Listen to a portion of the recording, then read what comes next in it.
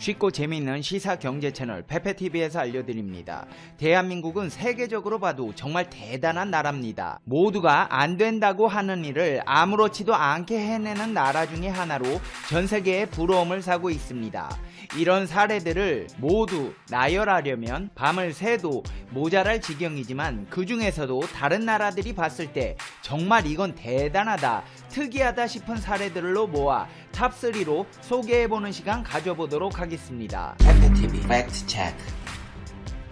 3위는 일본을 무시하는 유일한 나라라는 점입니다. 한국에서 15년간 기자 생활을 한 영국의 마이클 브린 기자가 쓴 한국인을 말한다에서 다음과 같이 말했습니다. 한국인은 부패, 조급성, 당파성 등 문제가 많으면서도 훌륭한 점이 많은 민족이다. 그 중에서도 몇 가지 살펴보자면 평균 IQ 105를 넘는 유일한 나라, 일하는 시간 세계 2위, 평균 노는 시간 세계 3위인 잠이 없는 나라, 문맹률 1% 미만의 유일한 나라, 미국과 제대로 전쟁이 났을 때 3일 이상 버틸 수 있는 8개국 중 하나인 나라, 세계 유일의 분단국가이며 아직도 휴전 중인 나라, 노약자 보호석이 있는 5개국 중 하나인 나라, 여성부가 존재하는 유일한 나라, 지하철 평가 세계 1위로 청결함과 편리함이 최고인 나라, 세계 봉사국 순위 4위인 나라, 가장 단기간에 IMF를 극복해서 세계를 경악시킨 나라,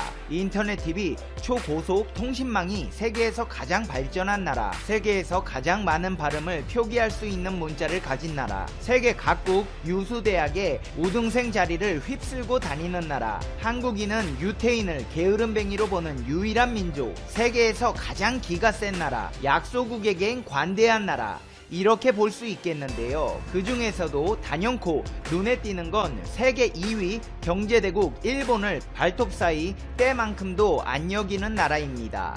마이클 브린 기자만 이렇게 생각하는 게 아닙니다. 세계에서 일본을 무시하는 나라는 한국밖에 없다는 말이 있습니다. 더 거슬러 올라가면 두 나라 사이에는 역사적으로도 존경심과 경멸감이 교차되어 왔다는 것을 알 수 있습니다. 실학자 중에 몇몇 예외가 있긴 하지만 조선 사람들은 대체로 일본을 깔보았습니다. 일본인들은 조선 선비를 존경하다 근세에 들어오면서 점차 얕보는 마음이 강해지고 급기야 정한론으로 비화합니다. 임진왜란 후 일본에 파견된 조선 통신사 중에서도 일본에 대한 우월감을 즐긴 이가 많습니다. 서연섭 씨가 쓴 일본은 있다는 책을 보면 조선 통신사의 일본 방문 과정에서 조선의 지식인들은 속된 말로 일본의 식자들을 얕보고 갖고 놀았다. 일본 측 기록을 보면 일본인들이 휘호를 받기 위해 내미는 종이에 조선 문사들은 바람에 날리지 않도록 문진을 놓는 대신 발 뒤꿈치로 밟고 냅다 휘갈겨 썼다고 합니다. 이런 수모를 당하면서도 에도 시대 일본 지식인들은 조선의 선비와 학문을 흠모했습니다. 오규 소라이라는 유명한 유학자는 에도 시대에 인근 시나가와로 이사간 친구에게 그 나라에 일이 가까이 다가가 사시게 된 것을 진심으로 축하합니다 라고 정색을 하고 인사했다고 합니다. 이리는 일본 단위로는 약 7.8km이고 그 나라는 물론 조선입니다. 한마디로 조선시대부터 대한민국은 일본을 대놓고 무시했고 일본의 지식인들은 대한민국을 흠모했다는 것입니다. 참 근데 생각해보면 일본이 참 강대국인데 왜 이렇게 강대국 같지가 않고 만만해 보이는 거죠?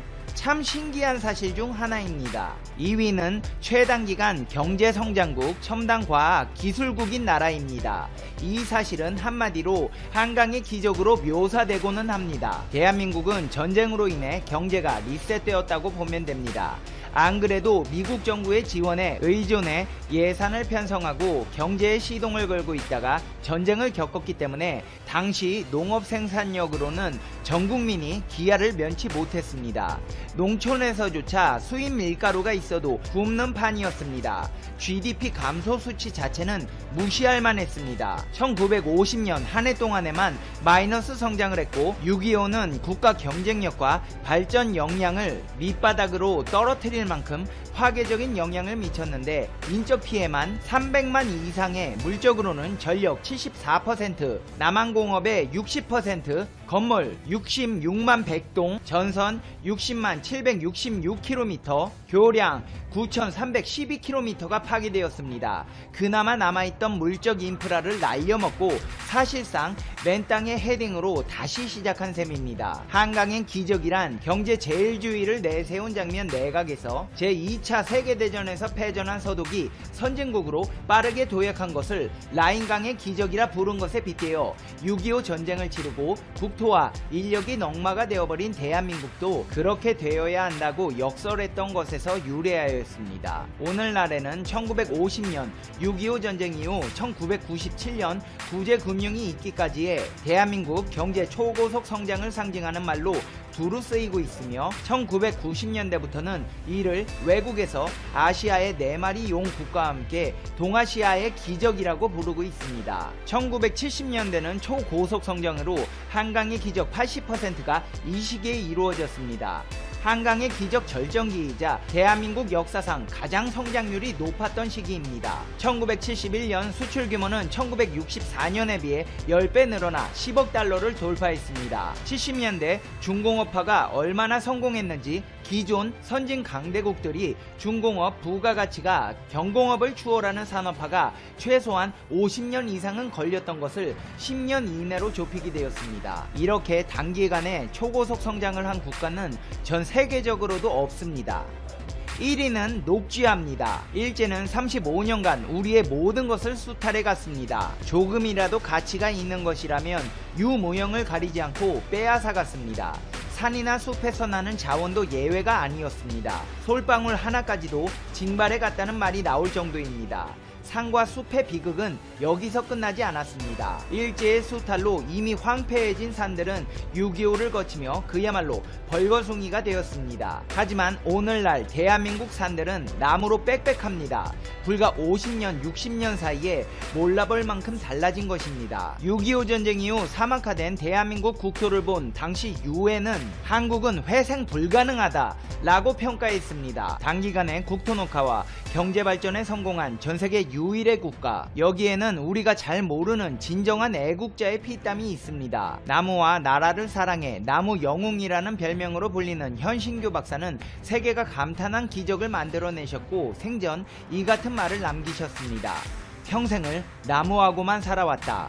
그러다 보니 나무는 내 삶의 큰 부분을 차지하게 되었고 내가 나무 속에 사는지 나무가 내 속에 있는지조차 모를 느낌이 들 때가 많다. 그의 원래 꿈은 일본으로 유학을 가 철학을 공부하는 것이었지만 여유가 없었던 집안 사정으로 수원 농림학교에 진학합니다. 이후 친구의 도움으로 일본 규슈 제국대 임학과에 공부할 기회를 얻게 됩니다. 3학년 때 실습 여행 겸 조선으로 돌아와 조국을 다시 마주한 그는 큰 충격을 받았습니다. 현 박사는 일제강점기 수탈과 6.25 전쟁 후유증을 겪으며 황폐해진 조국 땅에 살림이 흉물스러울 정도로 황폐해진 모습을 접했기 때문입니다. 이런 경험은 훗날 현 박사가 나무의 품종을 개량해 우리 강산을 푸르게 만드는데 평생을 바치는 원동력이 됩니다. 그렇게 집을 팔아 학비를 마련해가며 임학 공부에 전념한 이후 1952년 현 박사는 소나무 하나를 개발합니다. 당시에는 리기다, 테다 등 두 종자의 소나무가 있었습니다. 리기다 소나무는 척박한 땅에서 잘 자라지만 성장 속도가 느리고 재질이 좋지 않다는 단점이 있었습니다. 테다 소나무의 경우 재질이 좋고 생장 속도가 빨랐으나 추위에 약하고 비옥한 땅에서만 자랐습니다. 현 박사는 미국 동북부 원산의 리기다 소나무와 동남부 원산의 테다 소나무를 교접해 리기테다 소나무를 만들어냅니다. 이 둘의 장점만 고루 받아온 리기테다는 추위에 강한 동시에 꼿꼿하고 해충에 강하며 생장 속도가 빨랐습니다. 이런 리기테다 소나무의 장점은 당시 우리나라와는 비교도 할 수 없었던 강대국 미국의 귀도 솔깃하게 만들었는데요. 한국으로서는 미국의 원조가 절실했던 1962년 미 의회에 한국의 미래에 가망이 없으니 원조를 삭감하자는 안건이 올라왔습니다. 이에 미 상원의원 알렉산더 윌리는 현 박사의 리기테다 소나무를 언급하며 한국의 미래가 그렇게 어둡지만은 않다고 주장하는 있는 보고서를 제출했습니다. 결국 이 안건은 부결되어 한국은 예정대로 원조를 받을 수 있었고, 이 원조는 한국이 지금의 경제 발전을 이룩하는 초석이 되었습니다. 한마디로 미국은 리기테다나무에서 한국의 미래를 내다봤고 경제 원조도 해주어 아무것도 없었던 척박한 땅에서 기적을 만들 수 있었던 것입니다. 실제로 리기테다는 탄광이 밀집된 일리노이, 미시건주의 폐색지를 녹화하는데 일조를 했고 기적의 나무라는 별명까지 붙었습니다. 현 박사는 이어 1953년에는 은백양과 수원 사시나무를 교잡해 경사진 땅에서도 잘 자라고 오염에 견디는 힘이 강해 헐벗은 산을 녹화하는데 알맞은 현 박사의 걸작 은사시나무를 만들어냈습니다. 성장이 빠르고 곱게 자라며 대규모 번식이 가능한 종이었습니다. 해충과 오염에도 강했습니다. 이렇게 뛰어난 현사시나무 역시 해외로 진출했는데요. 1980년대 낙엽병으로 골머리를 썩던 뉴질랜드는 현사시나무가 낙엽병에 저항성이 있다는 정보를 입수하고 자국의 숲을 현사시나무로 채우기로 결정했습니다. 뉴질랜드에서 현사시나무는 역이라는 이름으로 불리기도 하는데요. 현사시나무의 아빠나무인 수원사시나무가 처음 발견된 수원 여기산에서 따온 이름이라고 합니다. 현신규 박사는 1986년 74세의 나이로 타계합니다. 그때까지 그가 심은 나무의 수는 무려 2억 9천만 그루입니다. 나무와 숲에 대한 열정 그리고 국가에 대한 사랑이 없었다면 불가능했을 수도 있습니다. 하지만 그 모든 역경과 고난을 이겨내고 현신규 박사님은 오늘날의 대한민국을 만드는데 위대한 업적을 남기셨습니다. 시간이 흘러 1982년 식량농업기구는 한국을 2차 세계대전 이후 산림복구에 성공한 유일한 나라라고 평가했습니다. 이렇게 오늘날의 위대한 대한민국이 있기까지 여러 위인들의 노력과 업적이 있었습니다. 훗날 후손들은 지금 현 세대의 대한민국을 어떻게 평가하게 될까요? 페페TV 시청자 여러분은 어떻게 생각하세요? 페페TV는 여러분의 생각이 궁금합니다. 댓글로 여러분의 생각을 남겨주세요. 여러분, 오늘 하루는 어떻게 보내고 계세요? 제가 오늘 하루 행복해지는 법 알려드릴까요? 제일 좋아하는 향수를 뿌려본다. 하루에 3번씩 사진을 찍을 때처럼 환하게 웃어본다. 하고 싶은 일을 적고 하나씩 시도해본다. 시간 날 때마다 몰입할 수 있는 취미를 하나 만든다. 음악을 크게 틀고 내 마음대로 춤을 춘다. 매일 나만을 위한 시간을 10분이라도 확보한다. 고맙고 감사한 것을 하루 한 가지씩 적어본다. 우울할 때 찾아갈 수 있는 비밀 장소를 만들어둔다. 나의 장점을 헤아려 본다. 멋진 여행을 계획해 본다. 나 자신을 위해서 꽃을 산다.